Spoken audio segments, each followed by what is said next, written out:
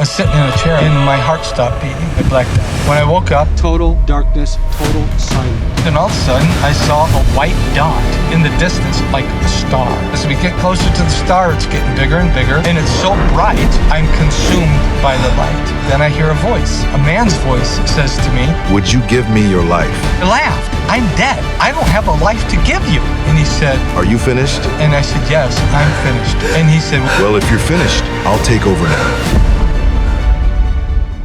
Welcome to God's Voice today. I am your host, Vladimir Proknevsky, and today's guest died for 30 minutes and came back completely free from drugs and alcohol. Marty's story begins in violence, gangs, and darkness. But what he saw after his overdose will change how you see God's mercy. He heard a voice say, "If you're finished, I'll take over now." What happened next changed everything.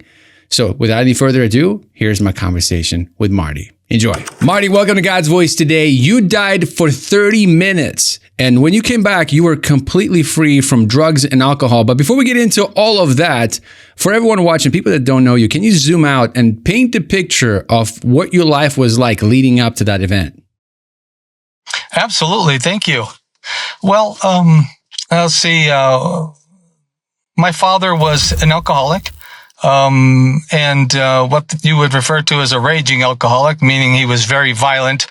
When he got drunk, he was violent, but he was violent anyhow, even if he wasn't drunk, but he was drunk every day. And so being born into family, with 5 kids, we lived in severe poverty, and, our home life was extremely violent. So, major abuses, mental, emotional, physical, sexual abuse, was rampant in our family. So it was, a very fearful place to live. The home life was very fearful. We lived in fear of our lives.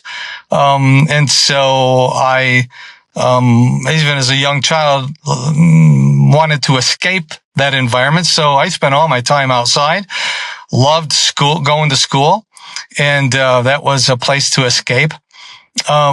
So even though I had that escape, it was a difficult situation because we moved about every year, every 2 years. So I went to a different school all through my childhood.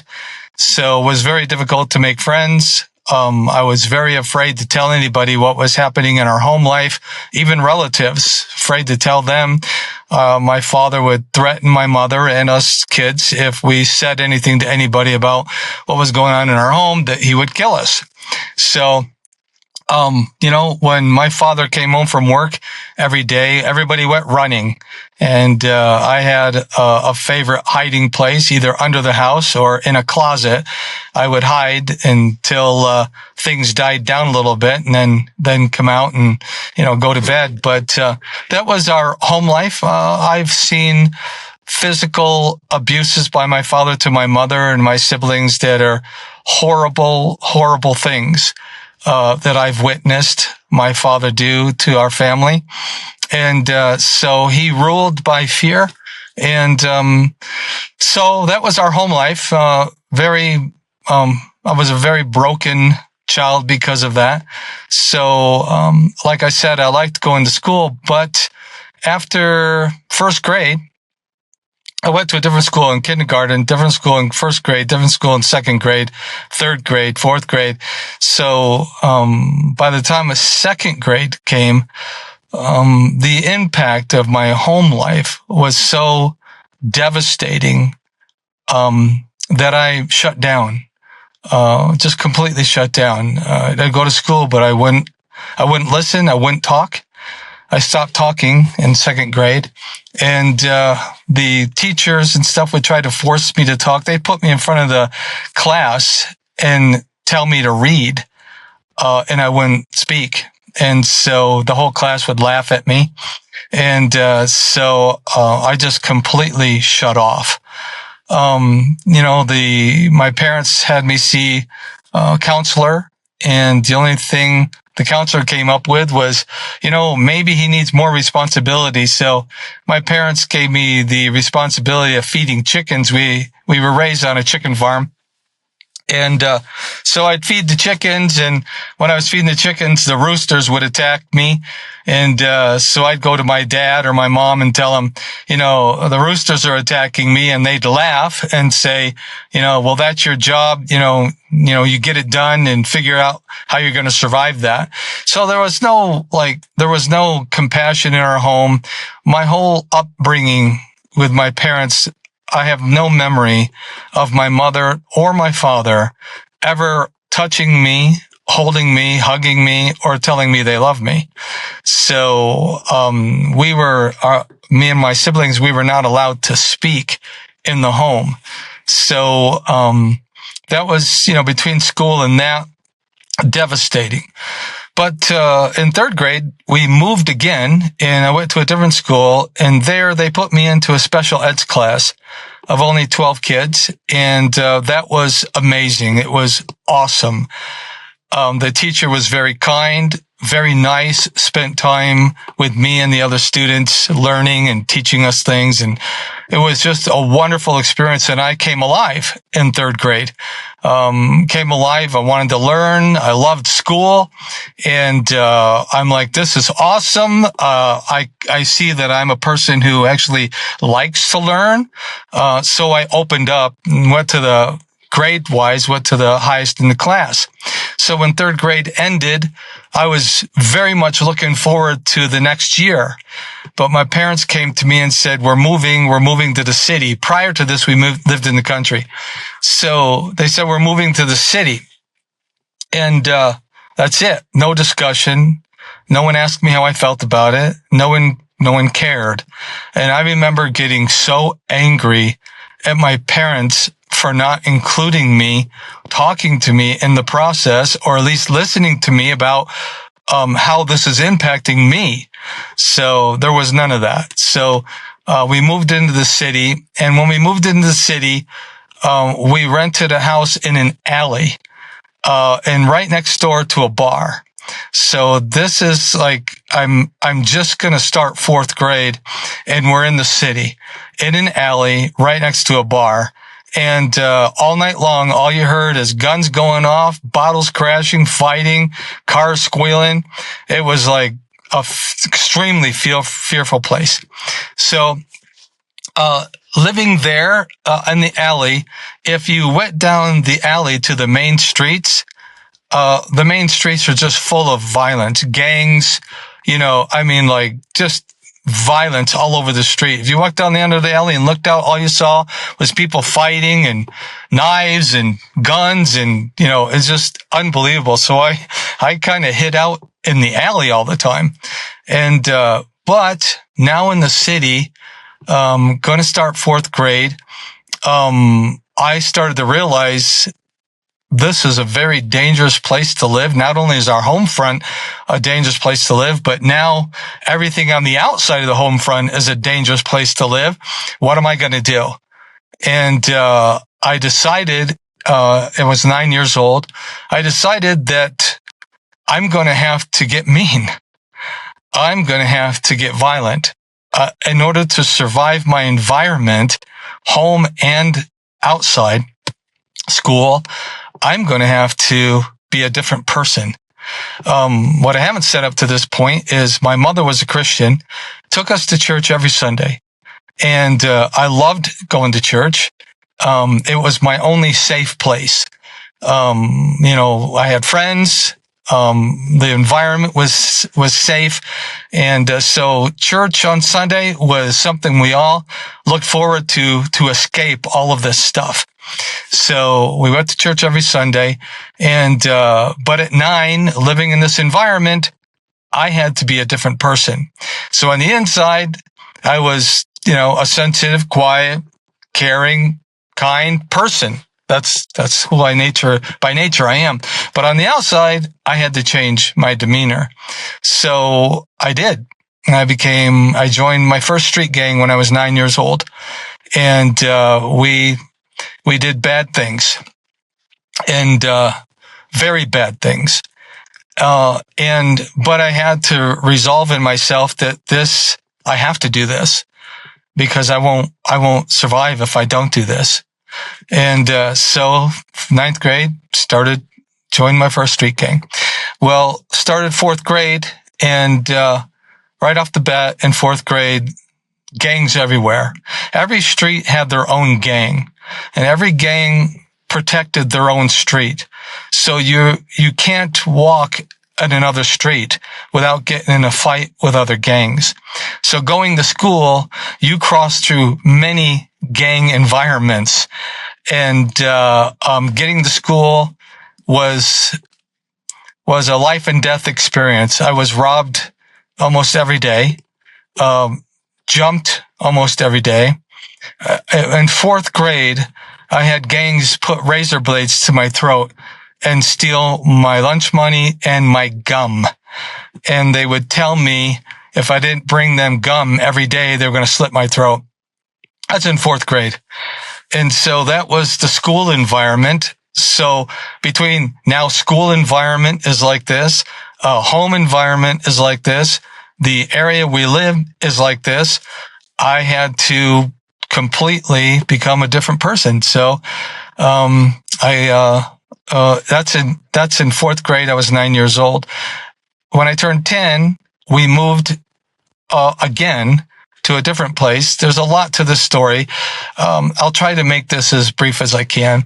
But we moved in with my grandfather, who lived several blocks away, and he was getting old and he couldn't take care of himself. So we moved in with him to take care of him. I was 10 when that happened. And I hit it off with my granddad, loved my grandpa. He was a sweet man and always treated me kindly, but he never spoke. Only once he patted me on the head and said the words, "Good boy." And that's the only love touch I've ever remember as a child. And so I became very attached to my grandpa. Now, again, it was a gang environment. I was part of the gangs, and we did gang things. We did. I've done terrible things as a child. there's probably good evidence that I've probably killed someone, but I didn't stick around to look. So with the things that we did, we actually, in 9, 10, 11, 12 years old, we targeted churches. They were our main target. We vandalized, set churches on fire. We did everything we could do to destroy people and property. And that was, as a young man. So going to school every day was, like I said, a life and death experience. And I was jumped by gangs every day. I had to find a different way to school and a different way home from school in order to survive being jumped or my money robbed or whatever. We lived near a train track, so I started hopping trains to school in order to survive the route. And during this time, there was one particular gang that really had it out for me. And the leader of that gang, his name was Chip. For some reason, he just targeted me, and they would grab me, burn me with Bic lighters, stab me with needles, set my clothes on fire, beat me up, and even that's on the way to school or on the way home from school. In school, that gang would follow me to my classes, and when I came out, beat me up, throw me in the bathroom, beat me up, stab me with needles, right in the middle of school. Teachers would stand right there and watch this happen, go in their rooms and shut the door. So that was the environment of my home life and school and where we lived. So nothing but violence. The only place of peace and safety was church on Sundays. So that was my life all the way up to 14. At 14 years old, I just took it. I didn't ever fight back. I never fought my parents back, especially my father. I kept my mouth shut. School, I kept my mouth shut. When I was jumped, I kept my mouth shut. I just took it all. But at 14, my mother decided to divorce. She was going to risk it and divorce my father. My father threatened if she divorced him, he would kill her and all of the kids. But my mother had made a secret friend behind the scenes that no one knew about. And this friend that she made said that he would protect her if she divorced my father. So she did. She divorced my father, and my father threatened to kill her. And this secret friend came in and communicated to my father if he laid a hand on her that he would be killed. So my father backed off and sat us down one night when I was 14 and said, "Your mother's divorcing me and she's throwing me out of the house. And I would like to know if any of you kids would be willing to come with me." Up to this point, I tell you, I hated my father.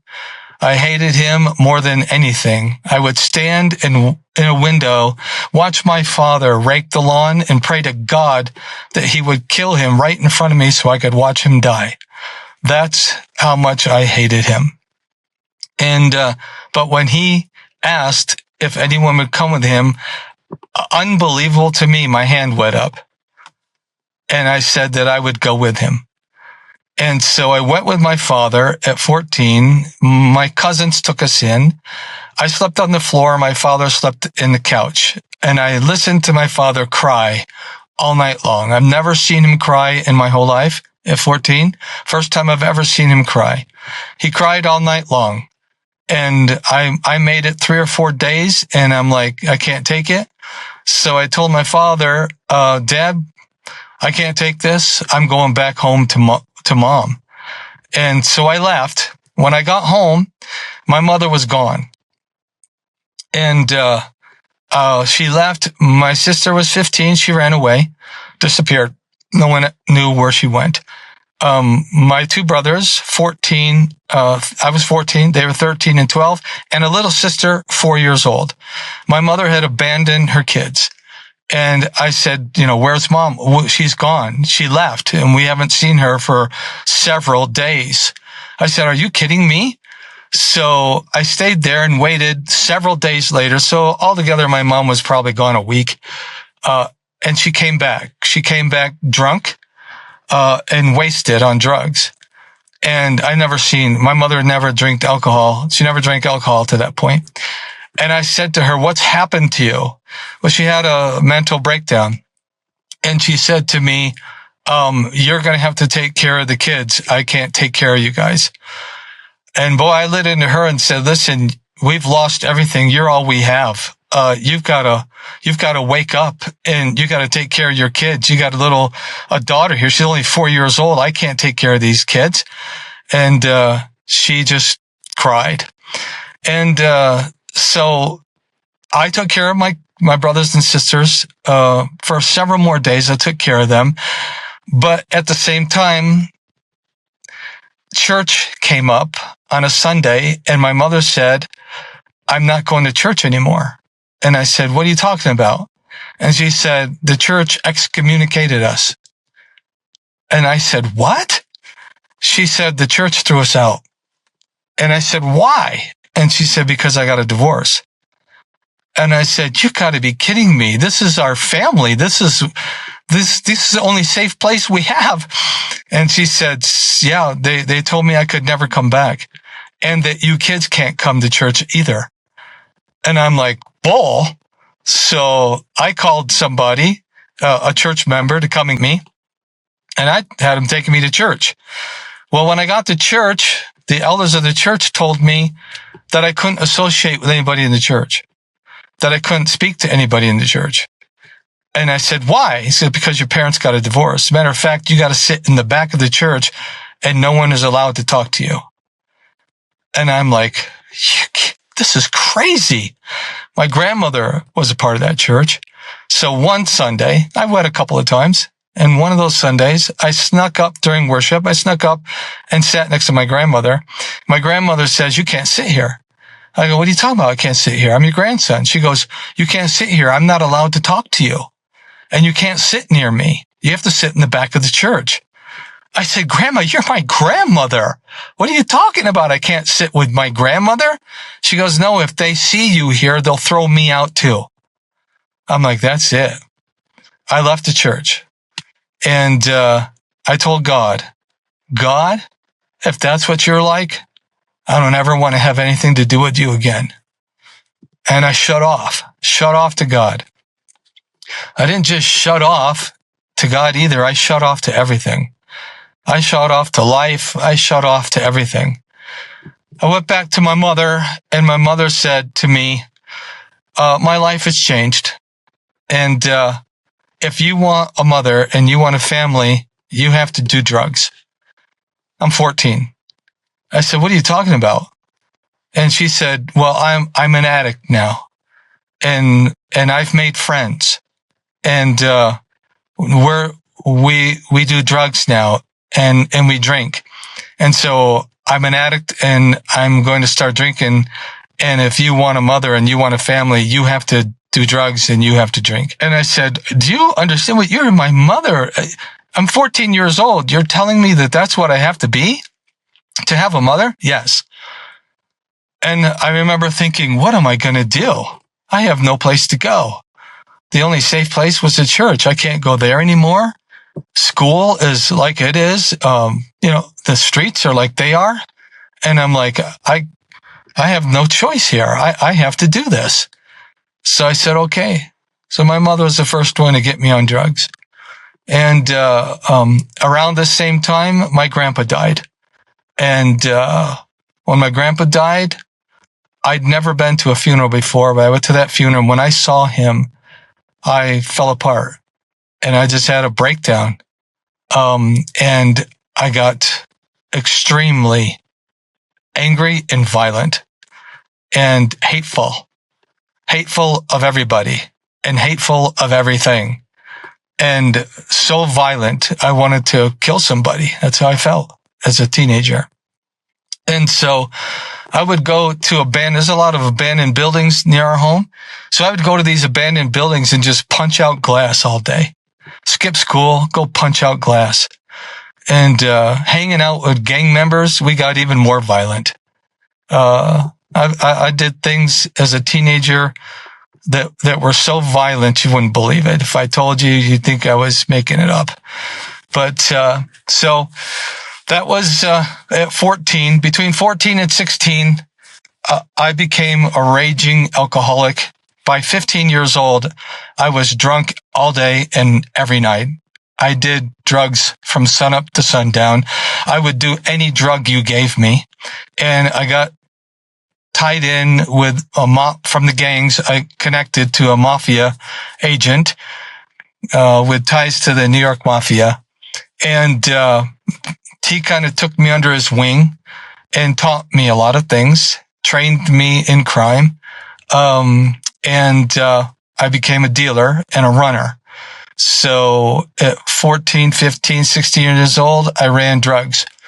Literally like right out of the movies. I went to illegal gambling joints at night.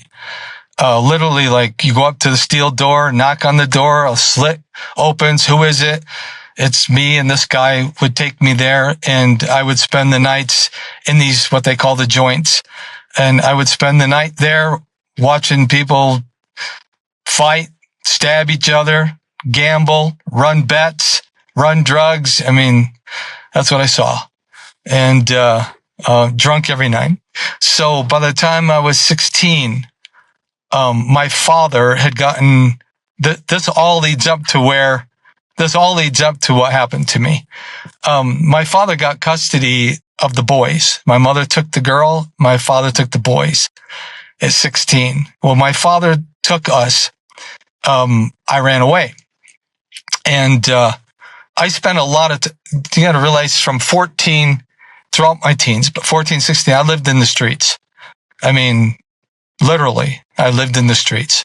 That was my whole life. That was my world. I've slept on park benches. I've slept in trees. I've slept in bushes.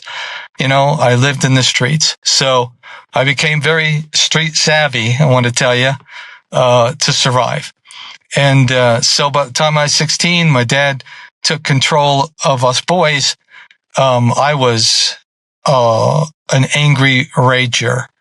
And my father tried to push me around, and I gave it back for the first time in my life.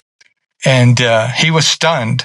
But then a few days later, he came back to me and he said, here's our deal.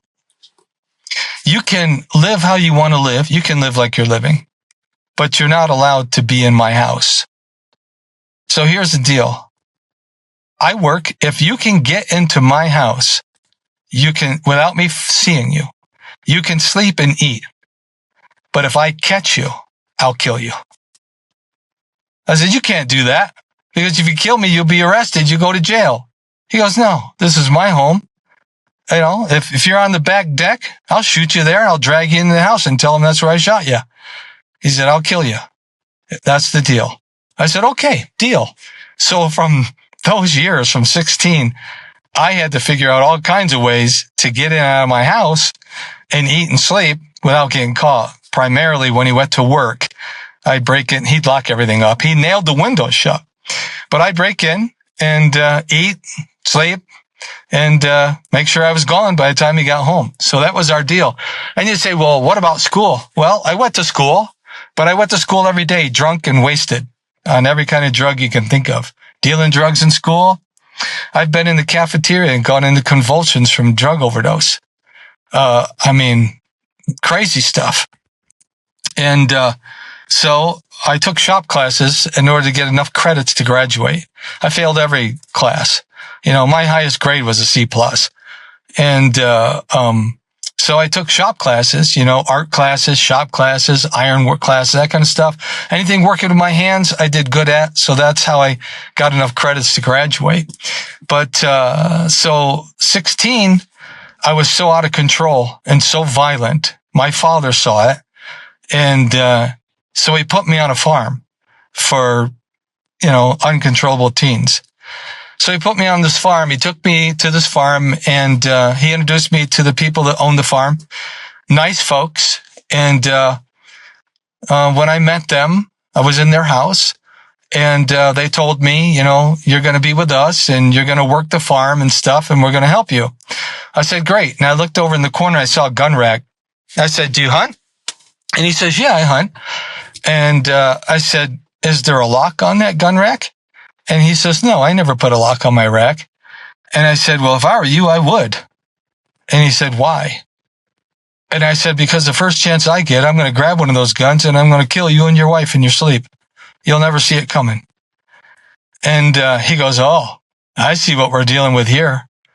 And so he goes, I'll show you where you'll be staying. So he took me up in the woods and there was a broken down trailer in the woods with the roof caved in, full of squirrels and rats.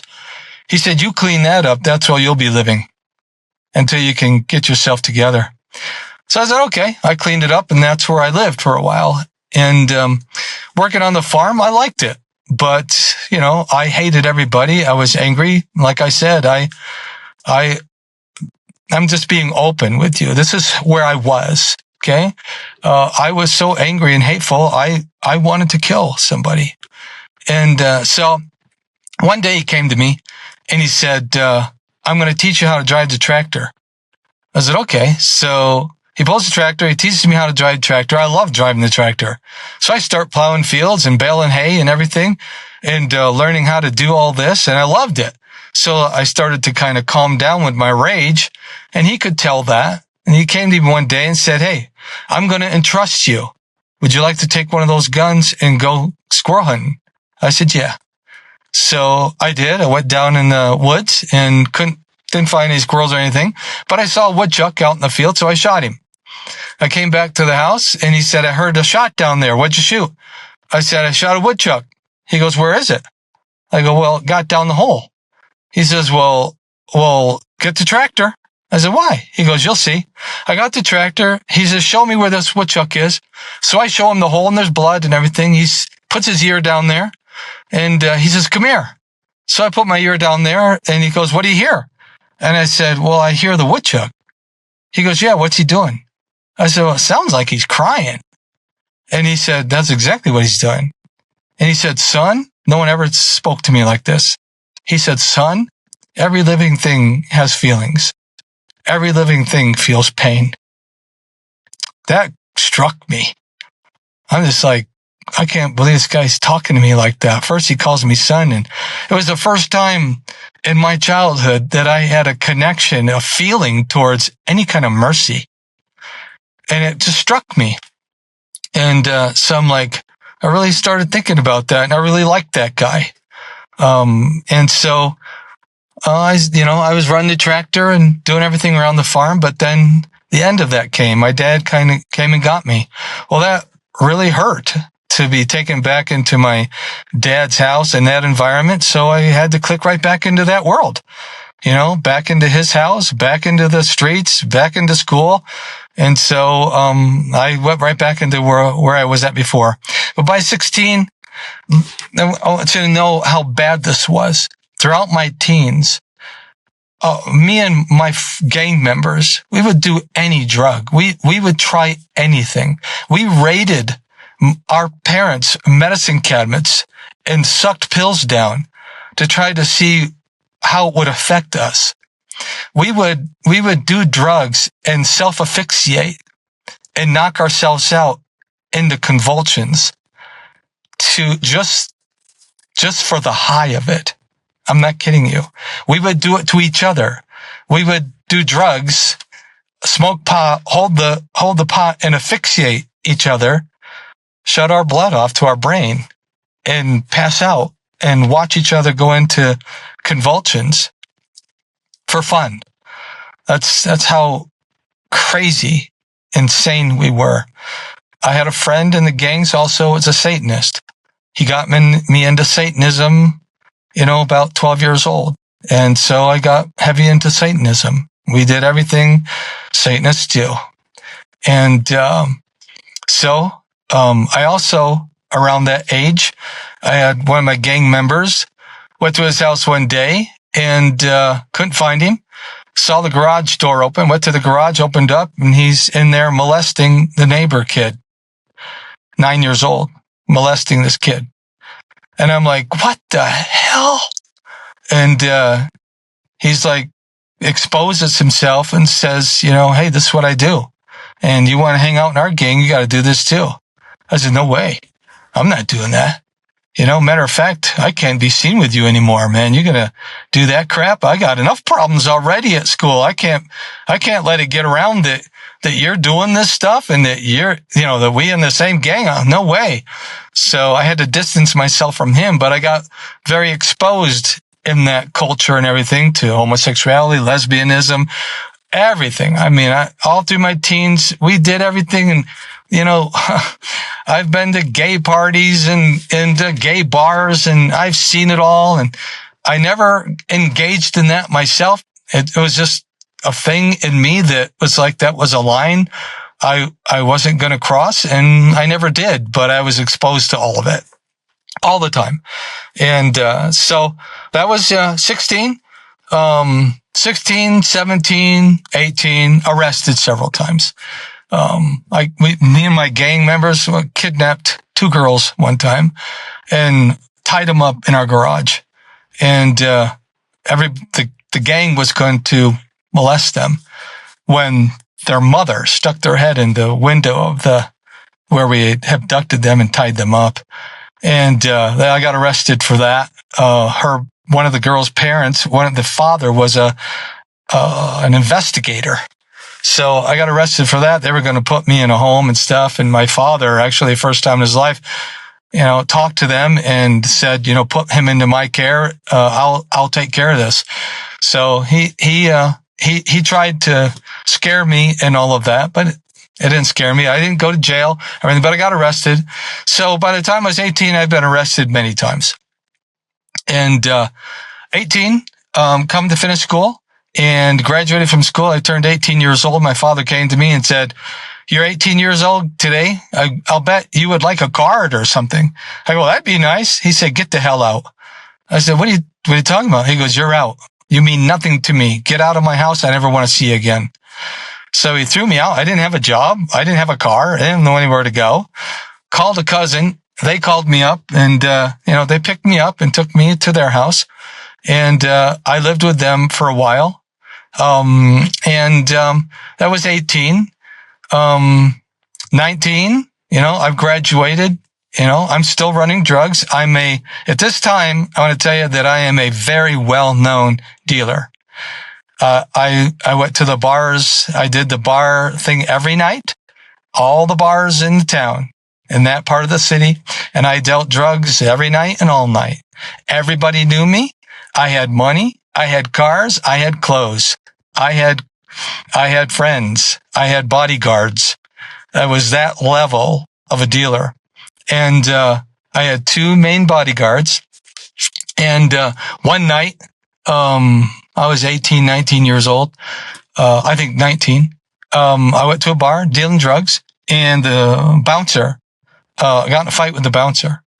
And the bouncer, massive man, picked me up, punched me, knocked me out, threw me against the fireplace, and knocked me out cold. When I woke up, he picked me up and threw me down the stairs to the outside. He said, "Don't ever come back." I went back inside in front of everybody. I said to this guy, "I'll give you one chance to apologize." He laughed at me and threw me out again. And I said, "You're going to regret that." The next night, I went in with one of my bodyguards, told him, "Sit at the bar. I'm going to give this guy one more chance." And I sat in a chair. The bodyguard, or the bouncer, saw me, comes over and he says, "Didn't I throw you out of here last night?" I go, "Yeah, big mistake." He goes, "Why?" And I said, "Well, I came back in tonight in front of all these people to tell you made a mistake, and I'll give you one chance to apologize." And he laughed. And I said, "Okay." I called my bodyguard over. He took him down, dragged him out by his feet, out the back door, and almost killed the guy. And I went, and I said, "There's no one keeping me out here." I went back in there every night. Weeks later, the bouncer showed back up, all bandaged up and everything, treating me like I was a god. That's how I lived. If I had violence go down, my bodyguards took care of it. I didn't lay a hand on anybody. They took care of everything. Also, around 19, I'm at the bar. I'm drinking, doing drugs, right? Every night and all day. This guy comes up next to me, stands next to me, and I look at him, and guess who it is?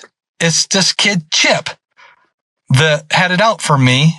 The gang leader had it out for me all through my teens, and he's standing next to me. And now this guy, Chip, throughout my teens, when we would go to parties, he would search the town for me.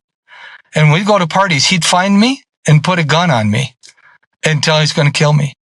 At one party, I'm sitting on the couch. He comes in, sees me, comes over to me, and puts a crossbow in front of 30 people.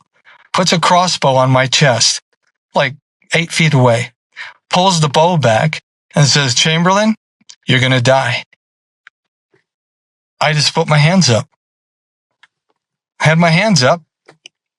And he starts laughing and walks away. That's how I lived under this guy's reign, okay? But when I became dealer and I got these bodyguards, that ended. That ended fast. But this night, he walks up next to me and he's standing next to me. I look at him, I go, "What are you doing, man?" He said, "Well, I like to talk." I go, "What do you want to talk about?" He goes, My girlfriend broke up with me tonight. I'm devastated. I'm thinking, well, what is this guy? What are you telling me this stuff? This guy hates me. I can't stand it. I hate you. Like, what are you doing? And he says, "Yeah, I don't know how I'm going to deal with this." And he walks away. He goes home and blows his head off that night. That's the world. I've had so many of my friends die from guns, growing up. So 19, I'm getting up to more stuff. So 19, I'm at a place in my life where it's like, I don't want to live. It's so bad. I don't want to live. I'm doing so many drugs, trying to kill myself. Up till 19 years old, I've been in a drug-induced, I say the word coma, because one of those times I was out for 3 days. And I felt it was 15 minutes. When I woke up, I thought I was late for work. I called my work and there's like, "We haven't seen you in 3 days." I said, "What?" And they go, yeah, where you been? I'm like, oh my God, I would go out in the woods on my motorcycle, turn the light off, put my hands in the air and wait to hit something just to die. And, no, never hit anything. By the time I was 19 years old, I had 10 car accidents, 2 motorcycle accidents, and, strychnine poisoning 3-4 times from too much acid. I've done more acid in my teens than I could ever remember. So that was my life. At 19, I'm like, I just want to die. I don't want to live like this anymore. It's terrible. So, that's where I was at. But I went to a, carnival one night and I met a girl and, we hit it off. Awesome. Me and one of my best friends, hit it off with her girlfriend. So we started dating and, I instantly fell in love with this girl, like slammed. I've never felt anything like that in my life where I felt love, like for someone. So we hit it off great. And, I like slammed in love and I'm like, wow, maybe my life can change. Maybe I have a hope for a future. Maybe, there's a significant thing that I forgot to say in my teens. When I was 14 and my parents divorced, I left the house. It was winter, December. I went down to the city to one of the bridges. I climbed over the bridge and I was going to kill myself at 14. I held on to the bridge with 4 fingers and I slowly let the fingers go one at a time. And I got down to my pinky and I'm looking at the river down. It's pitch black and I'm listening to the river and I'm starting to let go of my pinky. And, I heard a voice, a man's voice, say to me, look over here. And when I looked to see who was there, I saw a street light with snow coming down. And I heard a voice say, in the light, there's hope. But in the darkness, you don't know what's going to happen. And I'm like, I heard that. And I'm staring at the light. I'm slowly letting go with my pinky. I looked down at the dark water and I thought, well, that's true. In the light, maybe there's hope for something, for my life to change. So I climbed over the railing. I spent the night under the bridge and I went home the next morning. That was my first suicide attempt. At 16, I was so bad off. I tried to commit suicide again. I went to a friend's house. He wasn't home. So I searched his house and I found a gun, found a loaded pistol. I went out on his back porch and I put it under my face. And I started to pull the trigger, but then I'm like, at this time I worked at a hospital as a maintenance man. I read all kinds of articles of people trying to commit suicide. And one kid, I remember, tried to kill himself. He blew his face off, but he lived. So I got the gun here and I'm like, oh, what? That could happen to me. I could blow my face off and still live. So I put it in my temple. And then I thought, well, I could blow half my head off and still live. And then I put it in my ear. And then I'm like, well, I could blow half my back of my head off. Then I put it in my mouth. And I'm like, well, and then I got mad. And I'm like, man, I can't even kill myself right. So I said to him, somebody needs to die. And if it's not me, it's got to be somebody else. So while I'm in that place, I hear somebody raking their lawn next door. I crawl over, I look over the railing. And this guy is raking his lawn about 20 feet away. He's raking his lawn. I put the gun on him and I start laughing. I pull the hammer back and I start laughing. I go, that guy, he doesn't know, but in seconds, he's going to die. And I'm going to shoot him and I'm going to run over there and stand over him and watch him die. And you got to realize that the reason I'm feeling this is because I've been abused my whole life. School, tormented, abused at home. That's all I've ever known is abuse, severe abuse. My cousin tried to molest me when I was 4 years old. I've seen my cousins molest my brothers. I've watched it happen. And so everywhere, my whole life was nothing but abuse. And so I'm like, I need to die. I need to get, this pain, rid of this pain. But when I couldn't do that successfully, I'm like, I got to kill somebody else because I got to feel powerful. I got to feel like I'm not a victim anymore. It's what I need to feel powerful. So I was pulling the trigger and I stopped and I said, if I shoot that guy, I'm going to go to prison the rest of my life. that would be worse than what I'm dealing with right now. So I didn't shoot him. So I forgot to mention those in my teens. So here I am, 19. I met this girl, fall in love, and life is like exploding with potential and hope. And I feel like this is the first time I've ever had a chance in my life to have a different life. I want to get married. I want to have a family. I want to learn a trade. So I went to my father and I told my father, I met this girl. I want to get married. I want to have a family. I want to learn a trade. Would you pay for it? My training. And he said, yes. And I said, awesome. So he paid for me to go to school I started out electrical engineering, but it lasted one day in that. That didn't do anything for me. But, they put me in a different class of mechanical engineering and I loved that. So I went to school for mechanical engineering and, graduated, second highest in the class and placed in a job. I didn't have to fill an application. They placed me in a job where I did my apprenticeship. So this whole time, I'm dating this girl. Now I'm going to school. I'm still doing drugs and everything, and drinking and everything. But, I'm going to school and I'm in this job. So my girlfriend says to me, if you want to get married, you got to stop doing drugs and stop drinking. And I said, boy, you don't know what you're asking. That's all I've ever known. So I said, okay. So I attempted to do that and I was somewhat successful.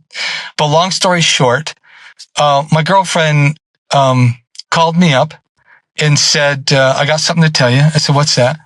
She said, I'm only 15 years old. I'm 19. I'm like, oh my God. I said, I can't believe this. Because I was on probation at 19. I got arrested at 18 for 3 felonies.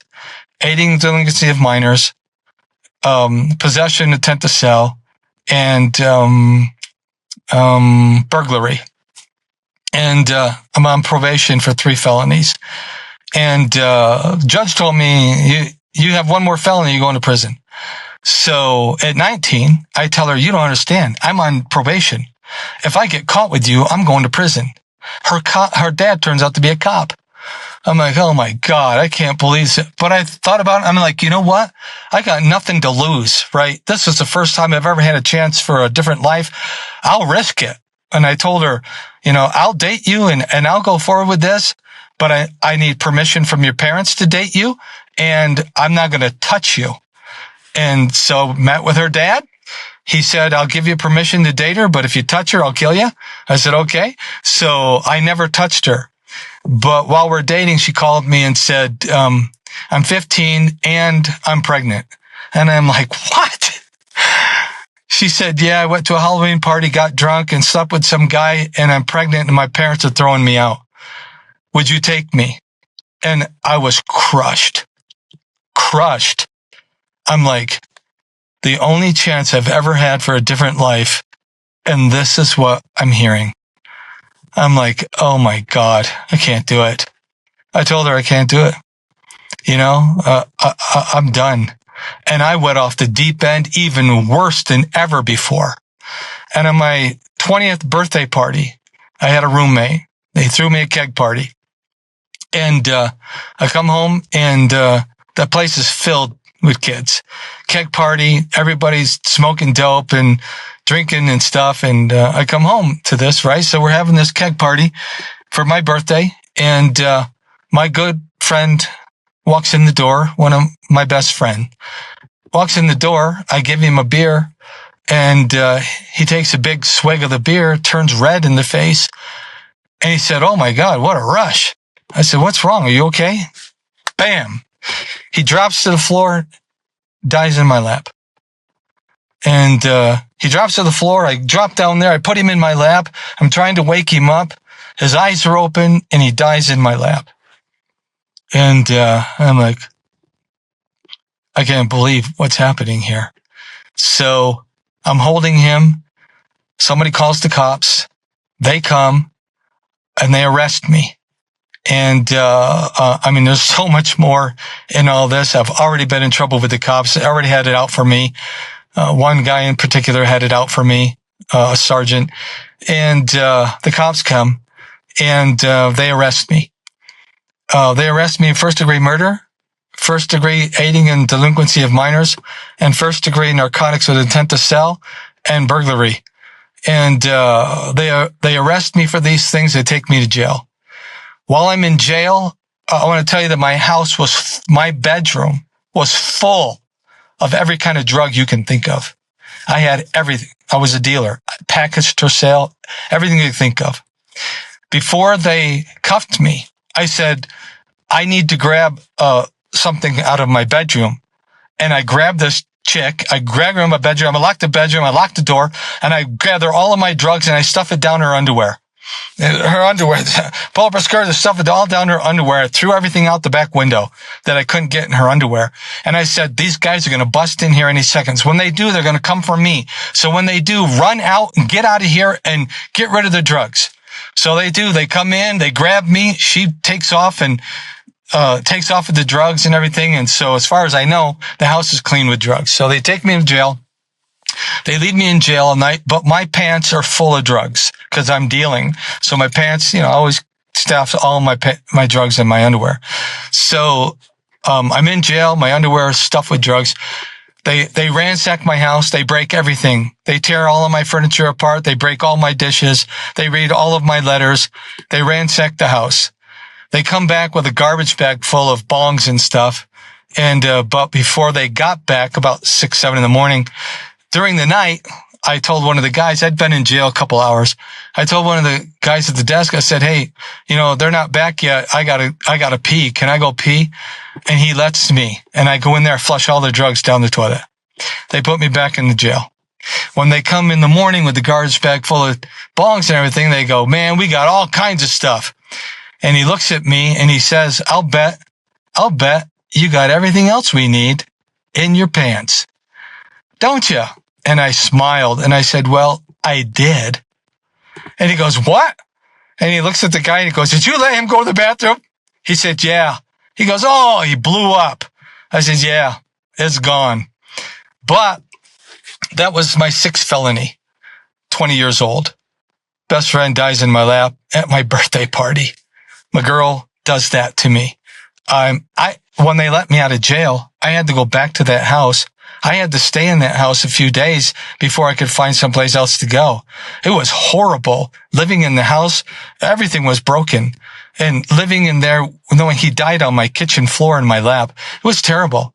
So the level of trauma, tragedy, violence at 20 years old was off the charts. So around that time, I got in another motorcycle accident and hit a lady head on at 50 miles an hour. Landed on my head, and my doctor said, you've had so many injuries, you're just going to drop dead sometime. You're not going to live much longer. That's what he told me. And so at the same time, I had a mental breakdown, and I said, I got to get out of here. So at the time, I had been running drugs between New York and Florida. I had some friends in Florida, so I took off to Florida. And for a year, I lived on the beach of Miami Beach, an addict, out of my mind, out of my head, literally just lived on the beach, and a raging addict. They say, well, I got money. So I did lots of stuff for a year. Then I got a call from my mother, and she said, your sister has emerged. I go, what? She said, yeah, your sister just called me. She lives out west, and she's in trouble. And she wants to know if you would come and spend the summer with her. And I'm like, absolutely. I'm like, I got $400 for my motorcycle that crashed. I went home. I got $400, threw everything in a duffel bag, and told my mother, you'll never see me again. I am out of here. And I took off to the West Coast. And I was like, man, this is the chance I need.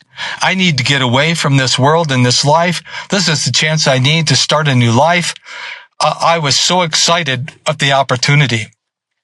But I got out west, and my sister lived in a college town, and massive drugs and drinking all day, all night. Took me about 2 days. I fell right into all of that again. But in this case, I got introduced to cocaine. Never did cocaine before. On the East, it was crystal meth was the drug of choice. And so, I got into that. Long story short, met a girl there. We became friends, and she said to me one time, I was started dealing.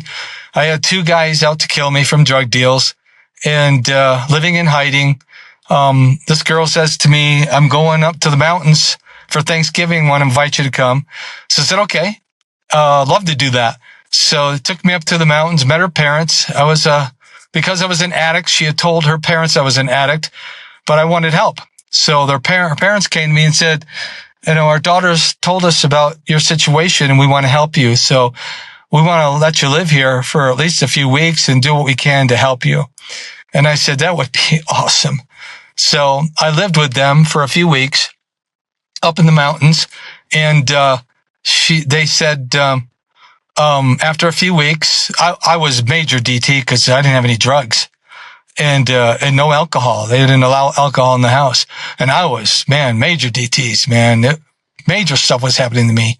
Well, one night, they didn't have an extra bed, so I had to sleep in the closet. So one night, I'm sleeping in the closet. Things are going to get good now. So I sleep in the closet, and in the middle of the night, I feel a presence in the closet. I open my eyes, and there's a face looking at me in the dark. I scream, my hair stands up, I bolt out of the closet, and I'm like, something's in the closet. There's something looking at me in the closet. So we go in the closet, turn on the light, look around, don't see anything. I said, it was right down there. I was sleeping on the floor. It was right over there. So we pull the clothes aside, and guess what's there? A picture of Jesus Christ that had fallen down on its side, and it was about 2 or 3 feet in front of my face. Picture of Jesus Christ. And I go, that's it. That's the face I saw. And the girl says, she was a Christian.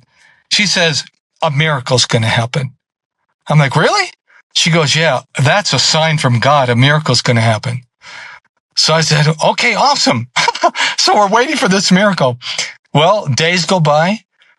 Nothing happens. Her parents come to me and say, we can't take care of you anymore. You got to go back to where you came from. I'm purposely not saying these towns. You got to go back. And I said, oh my God, no, there's 2 people out to kill me. I won't last a week, man. Now, I wasn't afraid to die, but what I was afraid of is the dying process, because you're killed by dealers and stuff. They just don't shoot you. They can cut you up and stuff, And, anyhow, there's a lot of other stuff that I haven't been able to tell about all those years of cops and getting arrested and blah, blah, blah, and gang violence and stuff, massive stuff. But so I'm thinking, man, I can't go back there. They're going to mess me up. So I said to this friend of mine, the girl said, can you pray that something would happen that I get to live here? So she prays. 1 hour before I have to leave, the phone rings. And the father's talking to this guy on the phone and starts laughing and says, yeah, I got your guy right here. He's sitting right here. He hangs up, and I go, what's going on? He goes, this guy is renting a house down the street, and I know the landlord. He called me. He's looking for a caretaker to live with him for 6 months while he writes an autobiography. And I'm like, really? He goes, yeah, he's looking for someone to take care of him, cook and chauffeur him. I go, what? So he says, go on down there and meet him. So I go down and meet him. I'll tell you, his name was Harry Morgan. He was the president of Reader's Digest magazine, was going through a divorce, and wanted to hide out for 6 months and write an autobiography. So I move in with him. We hit it off great. I move in with him, and I take care of him.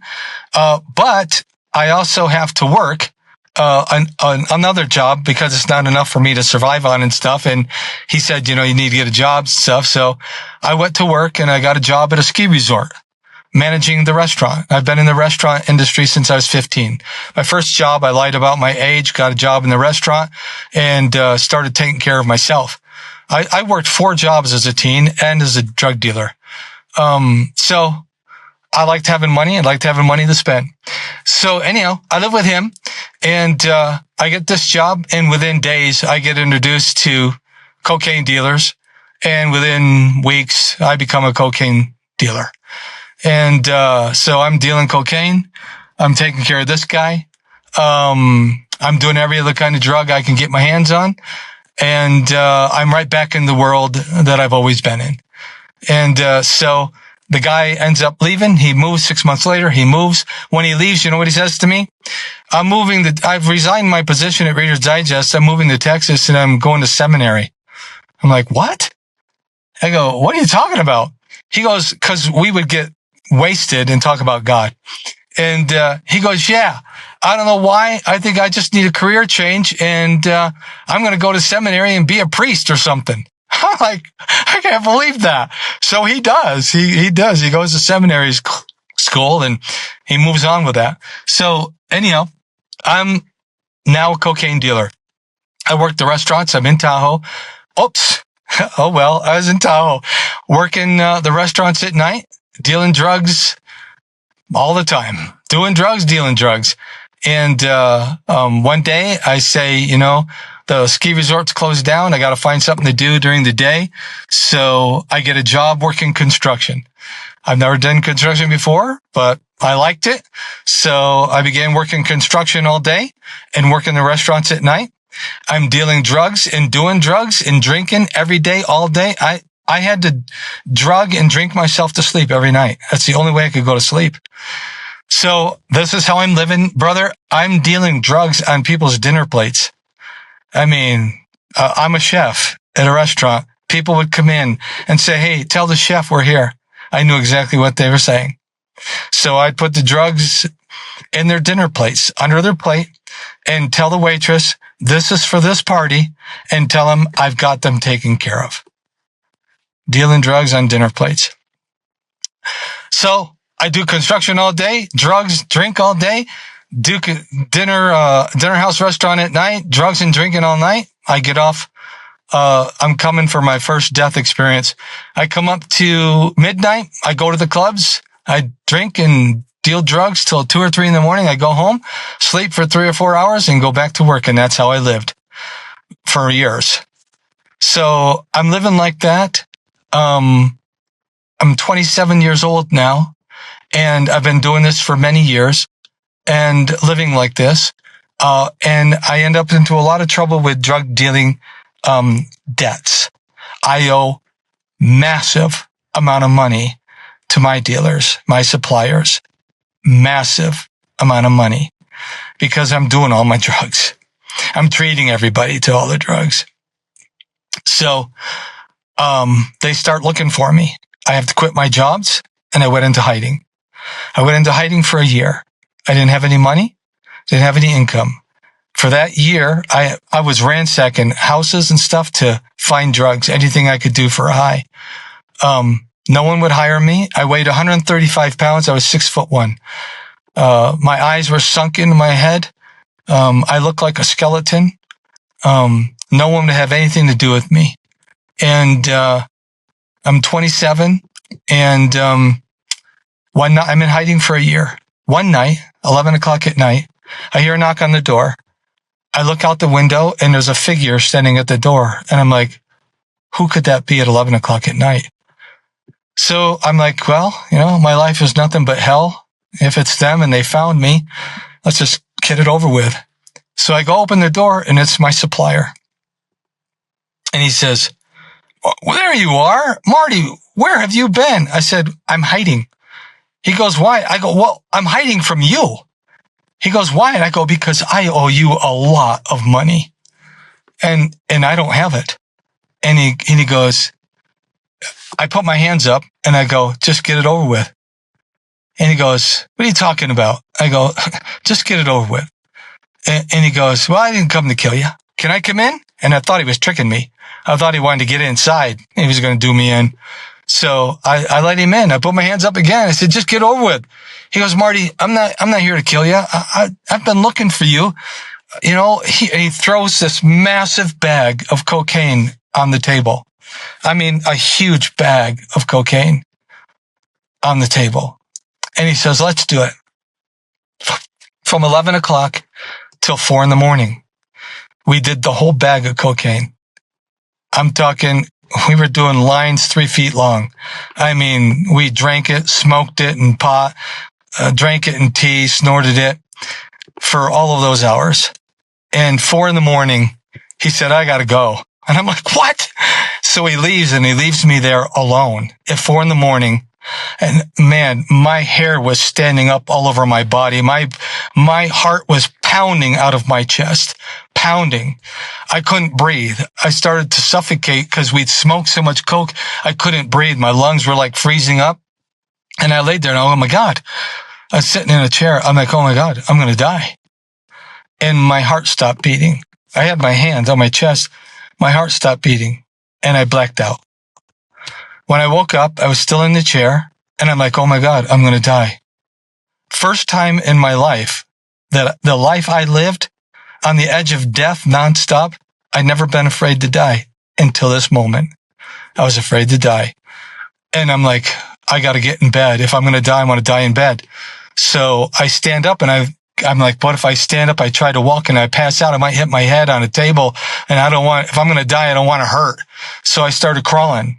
I crawled across the floor. I got halfway across the floor. I blacked out again. I woke up. I crawled up the stairs. My heart stopped beating again. I blacked out on the stairs. I woke up. I got up and was able to crawl into my bed. When I crawled into my bed and I laid there and said, God, I'm dying. I'm going to die. All of a sudden, a being, an entity appeared standing right by the right side of my head. This being was like 7 feet tall, was huge. And I slightly looked and saw it, but was freaked out. I didn't know what it was. I freaked out. I didn't want to look right at it. So I just saw it off the peripheral vision of my right side. And it just stood there. And all of a sudden my heart stopped beating and I was dead. This is about 4:30 in the morning. When I died, I was instantly in darkness. I knew that I had died. I was separated from my body. I had no body. I knew I had left my body and I was flying through darkness. I was moving and I could feel I'm moving. I was very conscious, very aware.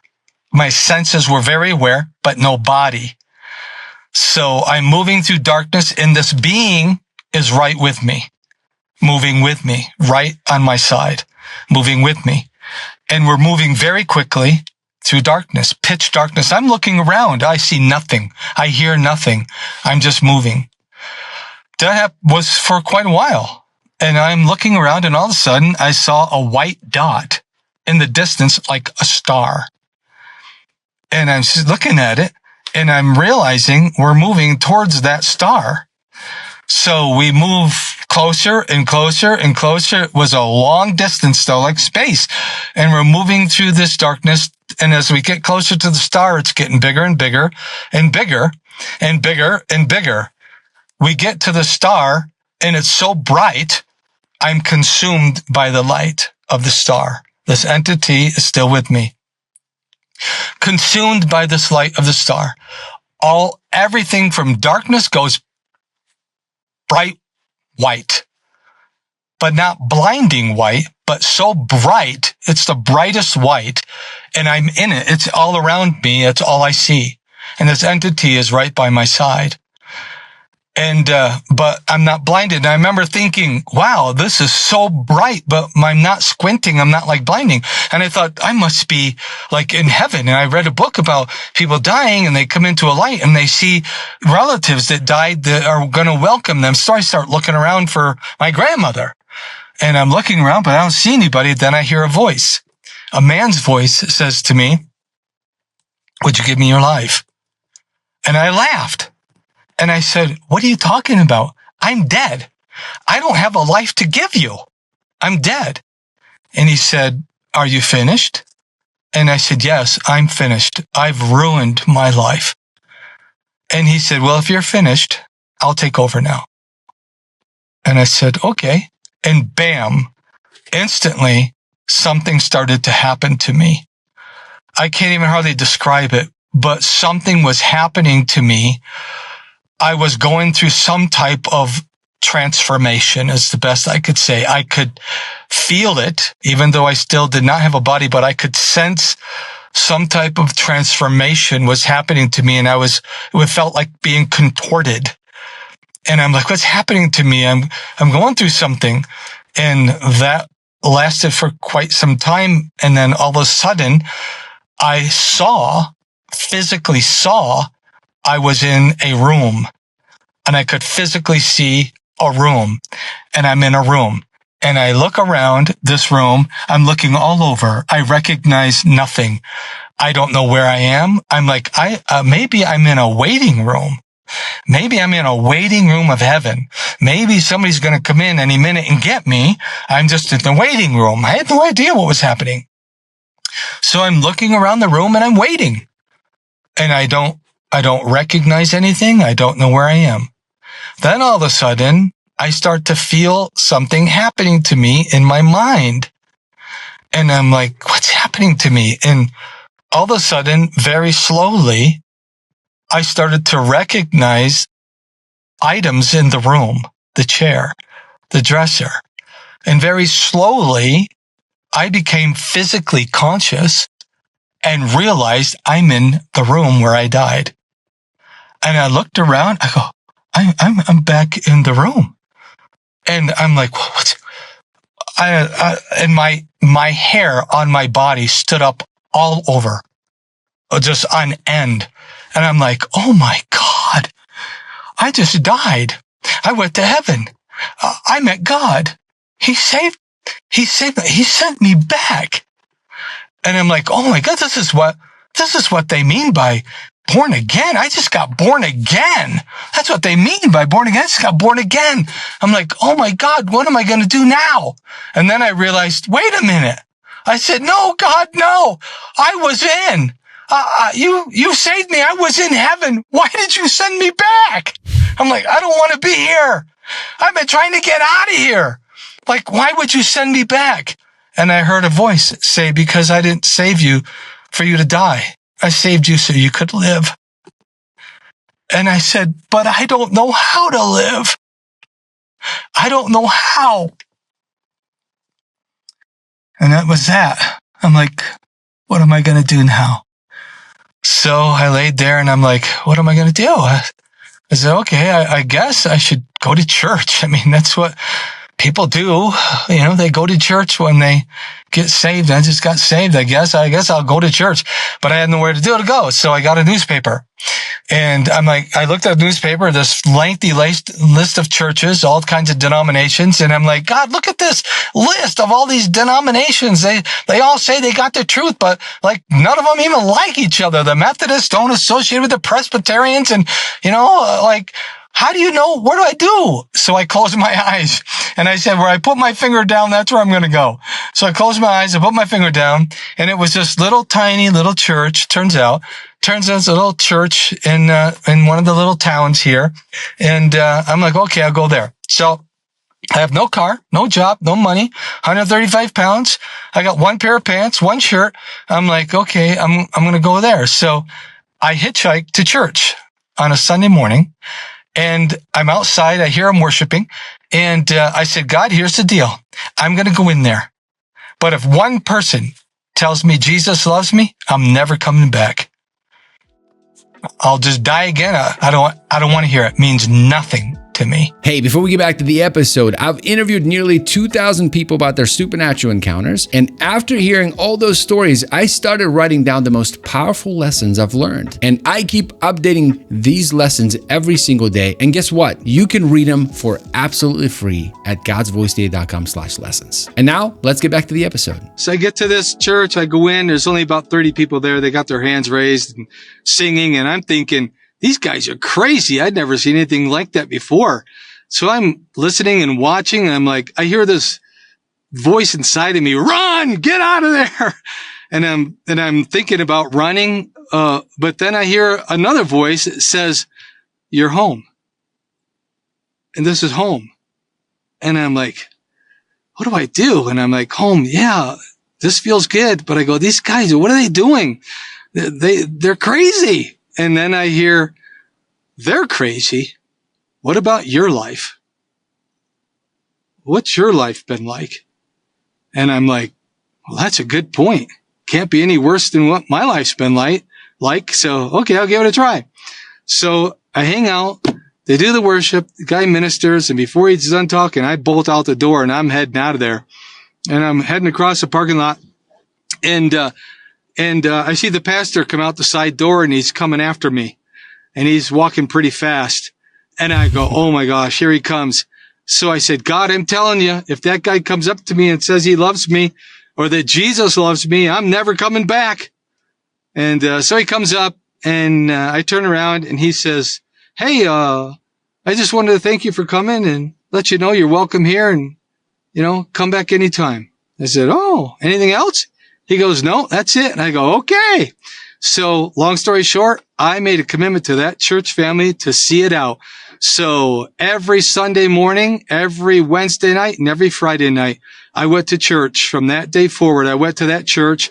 I never missed a time, whether I was sick or anything. And I went to church there for 2.5 years, wasted every time I went. I could not go and be in that environment without being drunk and wasted. Drugs, stoned, anything I could take, as much as I could take.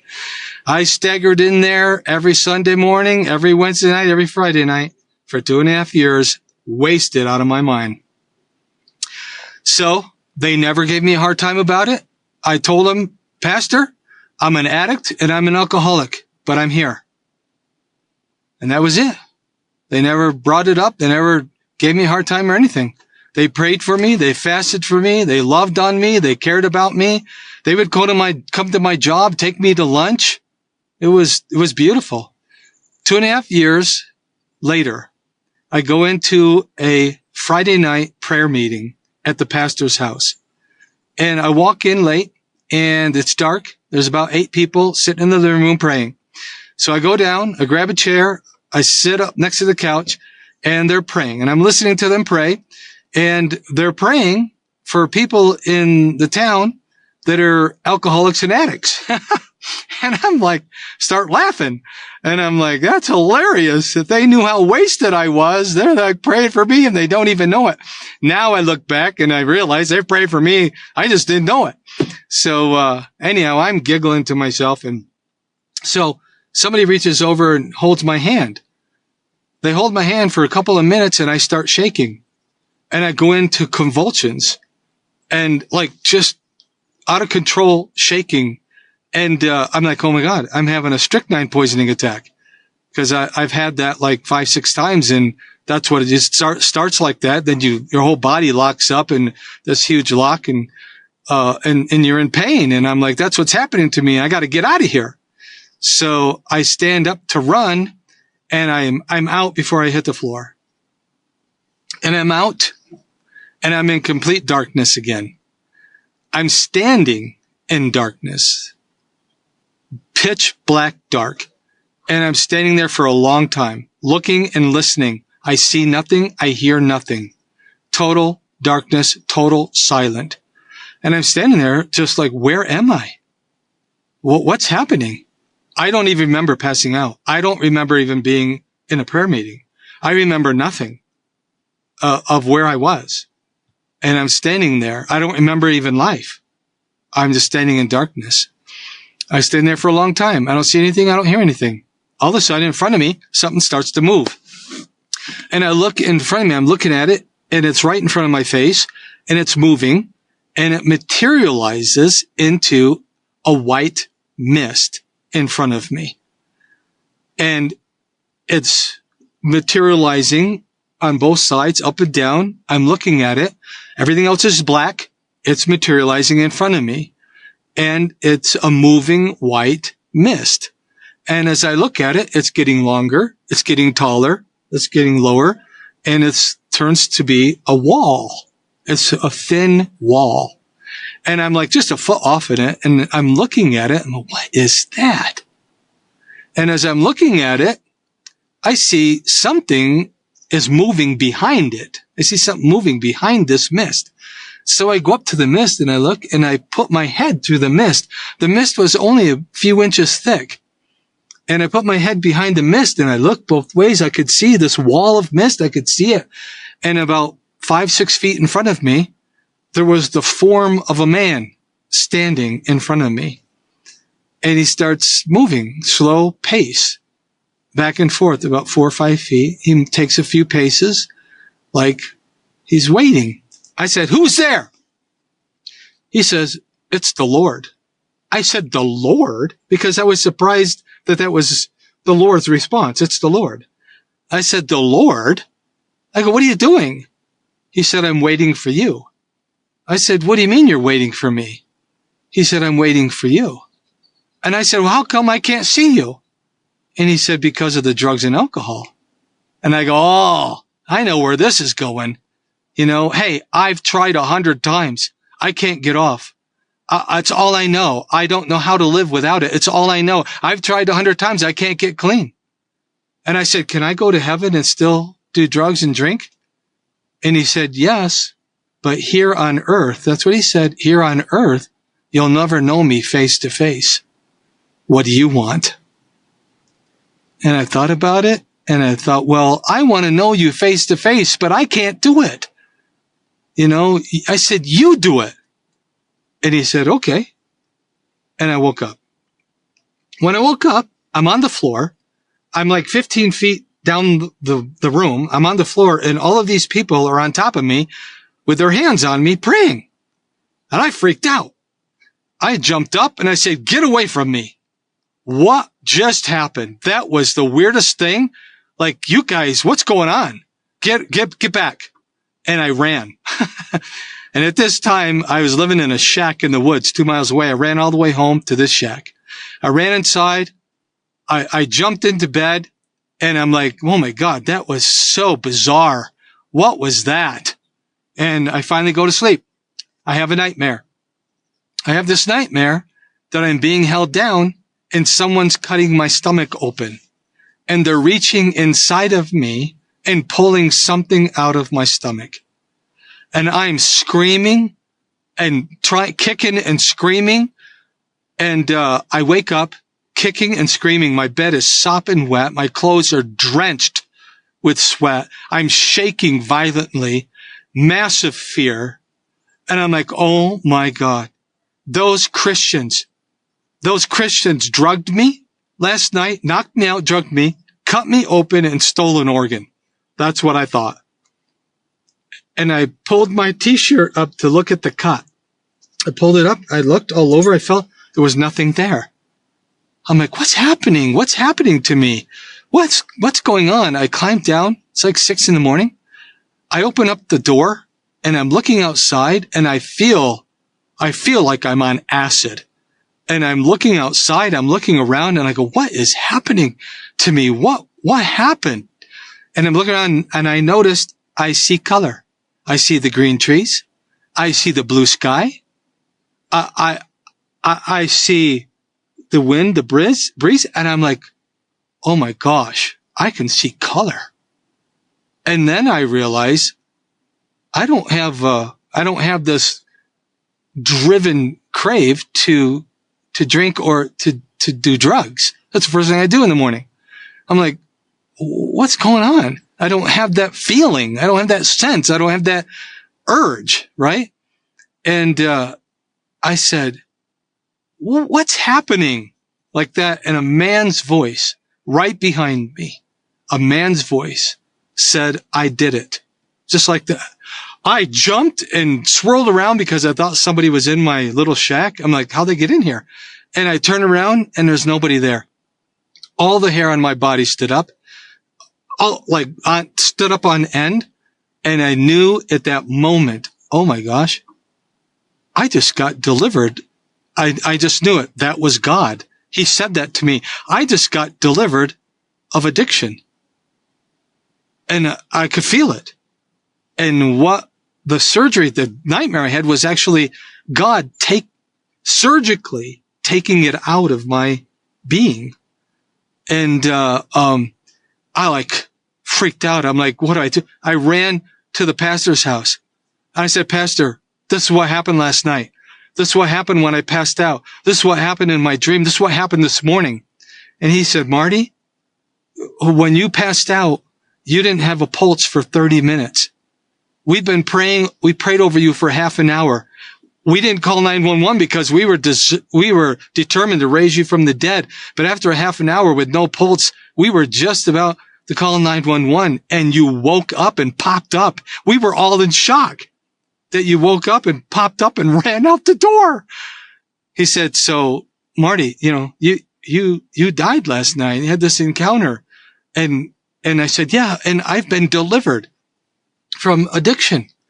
And, I'm telling you, from that moment to this day, I never, ever, not once had a desire, had a failure, nothing, not once in any dimension. Matter of fact, everywhere I went after that, if I was anywhere near people that had drugs on them, I felt it. I could feel it. I'd be with somebody, maybe working, and I'd say, do you have cocaine on you? Well, yeah, you want some? I said, no, get rid of it right now. I don't want to be anywhere. I'm working on my job. I don't want to be anywhere near you. Get rid of it. That's how sensitive I was to it anywhere I was near anybody. But my life had changed. I had to go to all of my dealers, all of my friends, tell them that what had happened to me. I told them all. Many of them got saved, but a lot of them rejected me and said, we don't want to have anything to do with you anymore. But anyhow, that's what happened. Changed my life drastically. But here was the downside of it all was the first thing I said is, God, I don't know how to live without it. What am I going to do? I don't know how to live without these things. You got to teach me how to live. I was mentally, emotionally like a 14-year-old, and I was 29 and a half years old when this happened. But mentally, emotionally, relationally, I was like a 14-year-old. I didn't know how to have a relationship. I didn't know how to talk to people without cussing and stuff. And that was gone. That was gone too. And, I was all gone. But I had to learn, when I would be with people, I wouldn't say anything, and I'd be very careful about any word I said because I didn't know how to talk. I didn't know how to write a check. I didn't even know how to spell my own name right. My pastor would tell people, because I started traveling with him, and he would share the testimony and allow me to pray for people. And he'd tell them when Marty came, he was brain dead. That's how he put it. He was brain dead. And that's how I lived, I was brain dead. So anyhow, at 29 and a half, that's where it all happened. And I had to learn over the years, I had to learn how to live without it. But it wasn't like a negative thing where I had to learn. It was like, okay, it's gone. Now I just have to learn. So I committed to learning how to live without it. So that's my two testimonies of dying and being delivered of drug and alcohol addiction. Almost 15 years of radical, violent, self-destructive living. Marty, that's my story. You lived like 10 lives. I mean, when your friend Michelle reached out to me and she told me about your testimony, she's like, the most interesting story you'll ever hear. I was like, okay, I heard that before. She was right. Right. She did not lie. This is, it's hard to looking at you. It's hard for me to imagine that you went through all of that. There should be like 10 movies made about your life, like 10 series. I know. And I'm sure that won't even cover everything you went to. You had to grow up so quick, and you're a walking miracle. It's hard to even imagine that you went through all these different things. So Marty, we're going to jump around so many questions. I don't even know where to start. I'm curious. So let's start. I'm just going to back it up all the way to the beginning, as I have all these notes right here. Curious about your siblings. You're in touch with them today? Where are they today? Do they know the Lord? And also your parents as well. My dad's 93 years old. Whoa. My mother's 86 years old. Still alive. It's big stuff. When I got saved and I went to that church, they sent me back to see my family. I went back and reconciled with my dad. It's a major story. I went to my dad because the last thing he told me is, don't ever come back here unless you can beat me up. Then you'll be a man. So I went back to him, and he came to the door and all fisted up. He said, yeah, I expected you to show up one day. I said, Dad, remember when you told me I wouldn't be a man unless I'd come beat you up? He said, yeah. And I said, so I've come to give you something. He said, what's that? And I said, come out on the back porch and I'll show you. And he said, okay. So he came out and he had his fists up and everything. I said, Dad, I'm not going to fight you. You said I couldn't be a man unless I beat you up, but I disagree. I think there's a stronger man. A man who can forgive is a stronger man. And I've come to give you something. I'm going to come over there and I'm going to do something, but I'm not going to hurt you. So very slowly, I walked over to him very slowly. I lifted my arms and very slowly I put my arms around him and I hugged him. I kissed him on the neck and I said, I forgive you for everything that you've done to me and my family. And as soon as I said that, my father fell in my arms like butter. His entire weight fell in my arms. I was holding him up, bawling like a baby. And he said, no one in my whole life has ever told me they loved me. No one in my whole life has ever hugged me. He said, I hope you don't expect it back because I don't know how to do it. I said, I didn't come to get anything. I came to give. And this is what I come to give. I love you. I forgive you. From that day forward, our relationship changed. And so about my siblings, my dad's 93, my mother's 86. My oldest sister, she's scattered. She's still alive. All of my siblings are scattered. My two younger brothers were living back east, and my little sister lives back east. My closest brother just died last November. I was there. Sorry. He just died of cancer. It was a horrible thing for my family to go through. And it was tragic. And, but he just died. Many of my friends are dead. Suicide, drugs, car accidents, you name it. So yeah, that's where my family's at right now. We are closer now than we've ever been in our lives. I'm very close to all of my family members. And, when my brother died last November, I went home to see him before he died. And his death wish was that I would baptize his son and that I would lead our father to salvation and baptize him. So he had been speaking to my dad about giving his life to Christ and being baptized. His death wish was that, he sent me to my father's house. I went to my father's house and I said, Dad, I know that my brother has been talking to you about God. Are you ready? And he said, yes. I baptized my dad at 93 years old in his kitchen. And, my father has lived as a recluse for 45 years and, all by himself. The house that he lived in, the house I grew up in, is just a shack. It's rotting into the ground. The sink is rusted into it's just, you wouldn't believe it if you saw it. He's just pretty much homeless. But I baptized him last November at 93. While my brother was dying in the hospital, I baptized his son in the hospital tub with all the nurses watching. And then days later, he was dead. So, that's where my parents are at, and that's where my siblings are at. Wow, what a story. Marty, if there's not a movie after this interview, I'll be shocked. A book. My brother that died was saved. My mother is saved. My older sister is not. My youngest brother is not. And my little sister, yeah, my little sister, she's open, but she's, we were so, as a family, so broken by the church. They're very hurt by the church. And, so they're open to the love of God, but they don't have anything to do with church. Do your parents, so that's where they're at. Your parents and your sister, like your siblings and your parents, did they hear the whole story? No. My mother to this day does not know these things. When I was a teenager, living with my mother, between 14 and 16, I came home from school 3 times. and found my dad on top of my mother strangling her 3 times.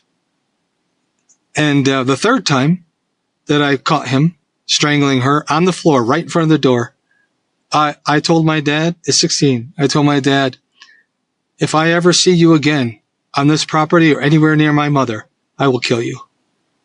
You know, that's how radical all that stuff was. And, you know, we had to search our car. When I lived with my mother, we had to search our car. Every time we tried to go anywhere with the car, we had to search our car for bombs. What? Yeah. You know what's interesting? That as destructive as your parents were, they're living to such an old age, 93.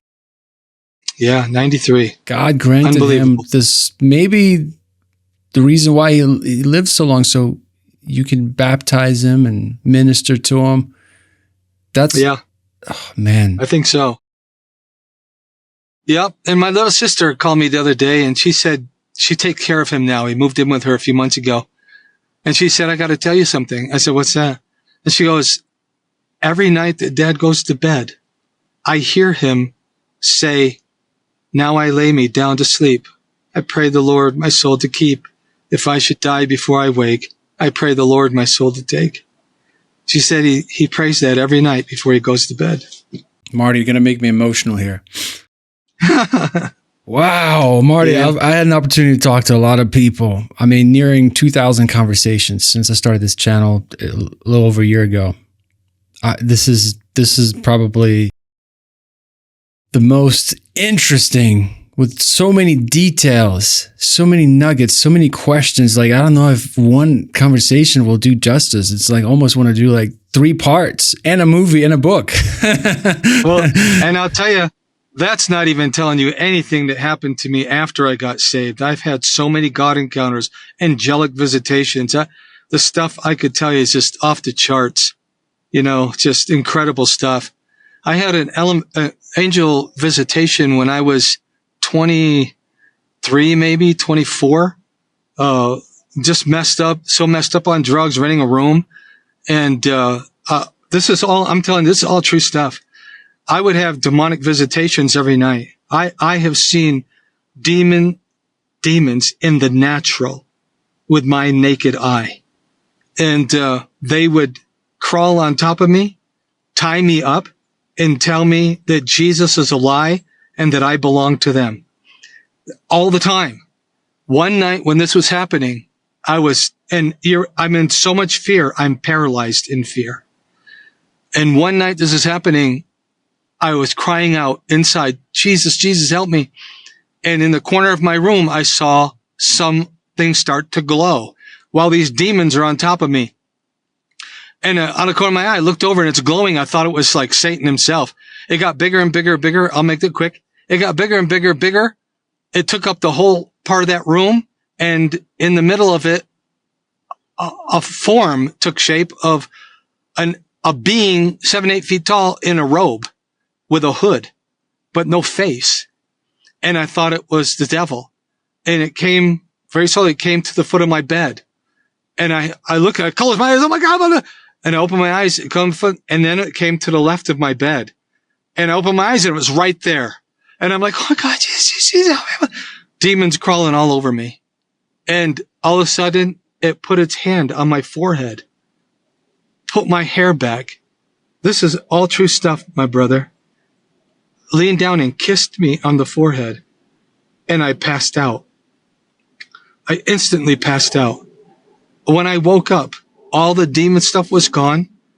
I woke up in the morning and I felt like my body was just I was like sucked into the mattress, so relaxed, so calm, so much peace. And I'm like, I'd never felt that before. And when that happened to me and I woke up, I'm like, oh my gosh, that wasn't the devil. That was an angel. And I'm going to live. I'm going to make it. I'm going to live. And then it told me that those demonic visitations were only a sign that they were leaving, but they wanted me to capture me in so much fear that I would doubt that.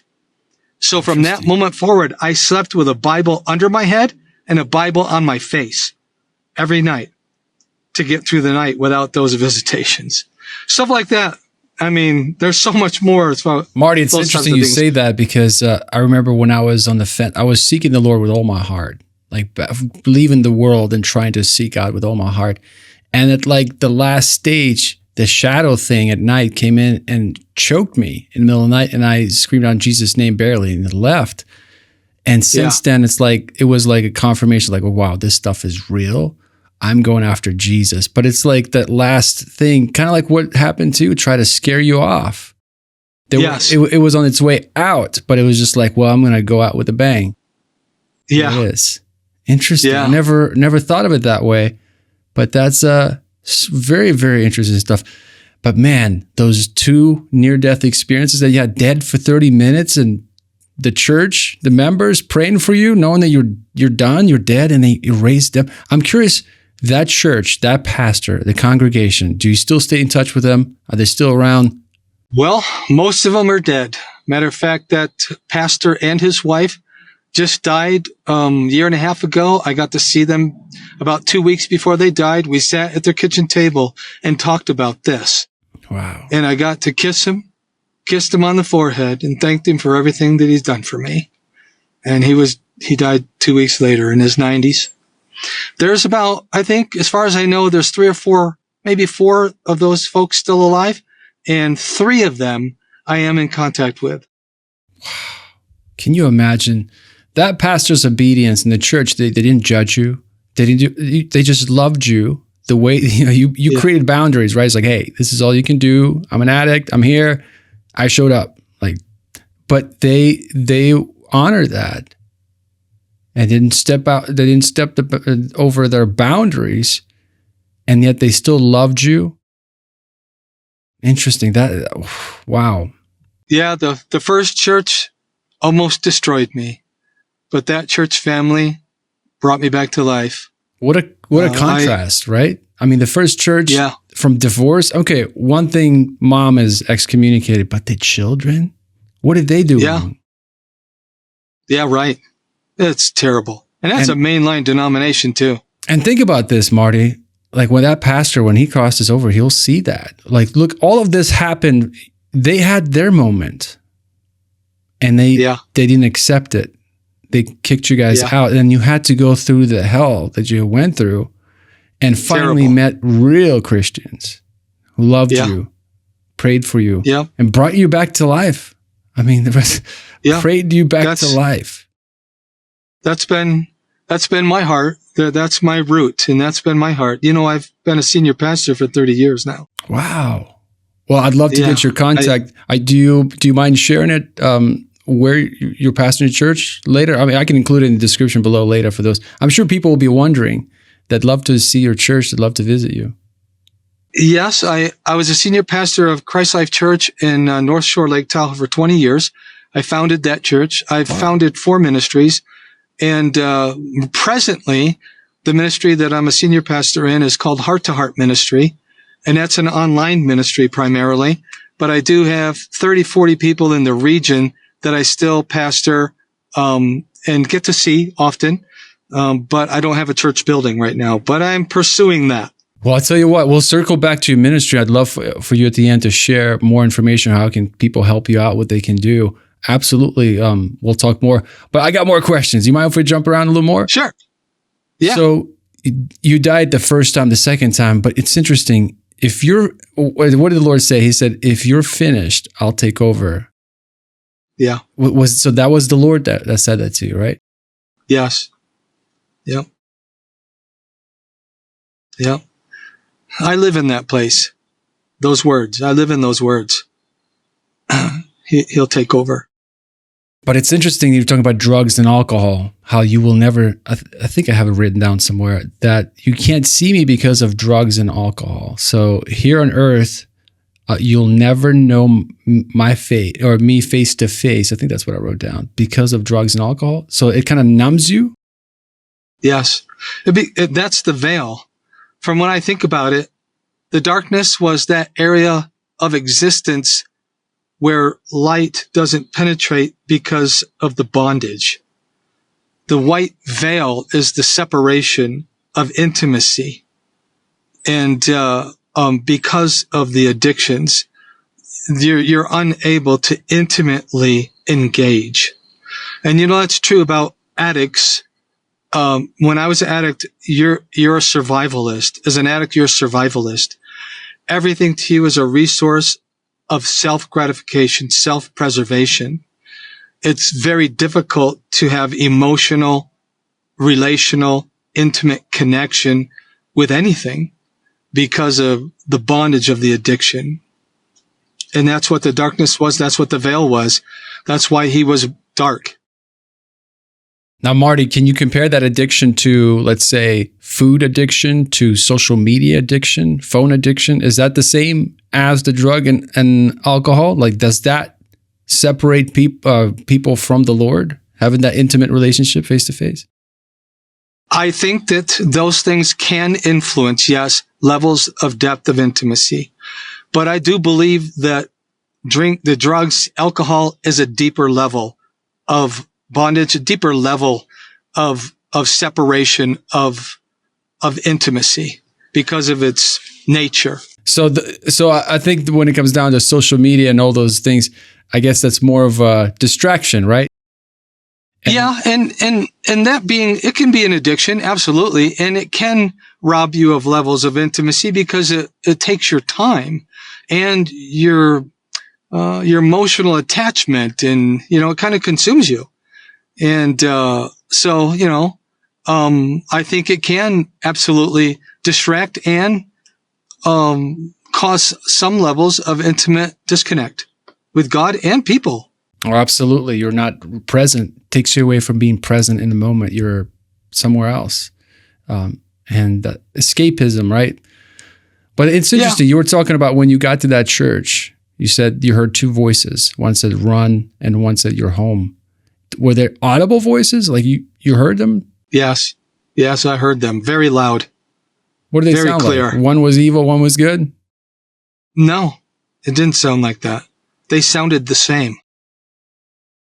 Which is interesting, huh? Man, your whole life is like a supernatural experience. It's just, most people never experience one thing throughout their life. You experience it all. That's so interesting. Yeah. When I was 10 years old, one of the places I would hide is I would go out. My dad had a garden, big garden. I would go out and bury myself in the dirt at night and stare at the stars. One night I was out, buried myself in the dirt of the garden, and I was staring at the stars. I was 10 years old. And as I was staring at the stars, I heard a man's voice say, "Marty, in your lifetime, you will see things with your naked eye you will not believe possible." The very words. And when I heard it, I knew it was God talking to me. And, but it's true. I've seen things with my eyes that you would not believe possible. Wow. And Marty, I'm so honored to have the opportunity to share your story, your testimony with the world. It's a huge honor. It really is.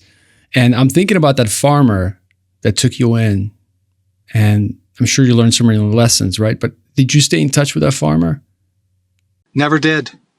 As soon as I got back home, I went right back into the world I lived in. And then that experience where it says in the light, there's hope, but in the darkness, you don't know what's going to happen. Yeah. That's a sermon right there, right? Yeah. That's a sermon right there. That's why, Marty, these testimonies, I bring people on. I'm telling you, one testimony can be way more powerful than just even a sermon. God speaks. Absolutely. So many lessons that people can take away from these. But just that line alone, in the light, there's hope. But in the darkness, you don't know what is going to happen. Yep. And then I can just picture you on that bridge, right? And then you look down, it's darkness. You have a choice to make. Are you willing to take the chance to find out what's in that darkness? Yeah. I'll tell you, brother, when I got saved, the first person I called was my grandmother. She was 89 years old. And I told her what happened. And she wept on the phone and she said, "Marty, I've prayed for you every day of your life." And I said, "Grandma, that's why I've made it. That's why I'm still alive." I want to tell you that Oh, Marty, are you with me? Looks like you disconnected. I think your system connected in the car or something. It glitched. Can you see me? Yeah, I can hear you now. Go ahead. When you said when all God's interventions or something like that. Yeah, I'm saying that I attribute all of the divine interventions in my life, saving my life so many times. I couldn't even tell you how many times I was on the edge of death, experiences stuff and lived to tell, motorcycle accidents. I went down in the freeway on my motorcycle with cars right behind me, and my motorcycle just popped up and I was still in the seat. I couldn't believe it. I attribute all that to the prayers of my grandmother. It's interesting how most people think that prayer, they probably think like, what's one person praying? What's it going to change, right? But in my life, I come from a family of 9 children, huge family. My father was an underground pastor in Ukraine, in the USSR. And at one point, we all went into the world. In fact, you were describing the gangs. I grew up in the 90s in Eastern Europe. And that's how the neighborhood I lived in, there was a lot of gangs, and I had to hide my money in the shoes. I would cut out the little hole in the shoe and put money there if I went to the store. And I had to run a lot and jump a lot of fences. So some of the stuff you were sharing was really connecting with me. But we all went into the world, and my mother, over all these years, she prayed us all back one by one, mom and dad together. They dedicated 1 hour every night. And I see the fruit of their labor, but it took years, right? And for your grandmother faithfully, consistently praying, and look what happened. You are the fruit of her prayers. And in closing, you talked about your ministry. I'd love to learn more about it. How can people get in touch with you? Tell us a little more about how can people get involved and help you? Well, my ministry right now, again, is Heart to Heart Ministry. So my website is hearttoheartministry.org. And this ministry was birthed out of a God-divine connection. It's a long story, but I had a major visitation from the Lord in 2006 that was just beyond anything I'd ever known before. And out of that, I realized that this relationship with God and each other is a heart-to-heart relationship. And that's it. It's all about heart. It's not about performance. It's not about, how much you read the Bible, how much you go to church. It's not about anything. It's not about any kind of work. It's about a heart-to-heart connection with God and people. So 10 years ago, I started Heart to Heart Ministry, which was the purpose of that is for this very thing, to develop intimate heart to heart relationship, nurturing that with God and with people. So my heart is just to help people, serve people, encourage people, love people, nurture them, provide any kind of resource. When I was a pastor, my main priority, I went after every resource I could find to help people, whatever it was. I got trained in 4 different deliverance ministries because certain deliverance or healing ministries are applicable to certain people, but maybe not applicable to others. So I got trained in 4 different kinds. And when someone would come to me for counseling, I'd listen and I'd say, I think that where you're at right now, the best course forward might be this ministry, might be a real support to you. And so, that's how I feel, that our lives belong to God and they are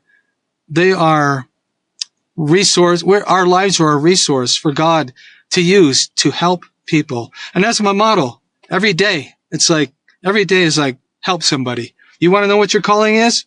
Help somebody today. You want to know what your purpose is, what your anointing is, what your gift is, what you want to know those today, help somebody. Yeah, that's be it. that pastor so heart to heart, that helps you, right? Be that person. So that's what Heart to Heart Ministry is all about. I am diligently pursuing any opportunity to pastor a church again because I love pastoring. I just love supporting the life journey of others. That's what it is. Love all of that. And in closing, by the way, Marty, thank you so much for being so patient. For those of you that are watching, you probably won't know this, but there were several times where Marty's phone overheated. And so I want to say thank you for persevering and being so flexible. But in closing, for those that are watching right now, for those that are hurting, let's say you were talking about your scattered sister and brother and friends that you've known that don't know the Lord. What would you tell those people? Well, I just, when I went home last November and was for my brother, I met with some of my friends, and this is what I told them. It's about love. God. You know, a lot of people, you say the word God or Jesus and they instantly put a wall up because of how it's been presented to them. But the presentation of the true nature of God is love. And it's about love. It's about caring for one another, loving one another. That's what I told them. You know, I don't know where all that with God, but I'll tell you what God is. God's about love. That's it. And anyone who would reject that or resist that, I can understand. I was like that once. I didn't know what love was, and any kind of love hurt me. So I was very angry at love. But I think that every human being searches for three things: love, identity, and purpose. Their whole being is created to fulfill those three things. And no matter how hearted they are towards the things of love, they could never deny their need for it. So love finds a way. And so I think that what I tell my friends and what I tell my brothers and sisters is I tell them, I agree with your pain. I understand your pain. I agree with your perspectives about false representation and how damaging that is to people. And so I tell them, you know, the bottom line is I love you. I love you just the way you are. You don't have to change. You don't have to be anything. You don't have to do anything. I just love you the way you are, and so does God. He loves you just the way you are. And that message drops everybody's guard. Absolutely. And so that's what I tell them. Well, and that's what I love about your encounter with that second church, that church that took you in. He just said, hey, come back. You're welcome here anytime. And they loved you through all your mess. You came drunk, you came high. They loved you the same way. And that's powerful. That unconditional love. You can't fight love and win. Love is contagious and it spreads like wildfire. And I love that. Love, identity, and purpose. And purpose is huge. You know, people burn out because they don't burn out, but they lose their purpose, right? I truly believe that people don't burn out. They just lose their purpose. Once you forget who you are and whose you are and where you're going, it becomes damaging. Well, listen, Marty, this was powerful. Thank you so much for your time. I'm so thankful to Michelle for connecting us. And we'll have to do some kind of live Q&A session inside of our community at godsvoicefamily.com. And for everybody watching, you go to hearttoheartministry.org. I think I said it right? That's the address. Yes. Check out what Marty is doing and partner up, join him, help him out. And Marty, we'll stay in touch. Sounds good? Thank you. Thank you so much. I really enjoyed the time. I appreciate it very much. Appreciate it. Hey, thank you for watching today's episode. Before you go, you don't want to miss our next guest. Bridget was an ER nurse who died 9 times and went to hell 3 times until Jesus brought her back with a message that will change how you see eternity forever. That video should be coming up on the screen right now. Go ahead and click on that video and I'll see you there.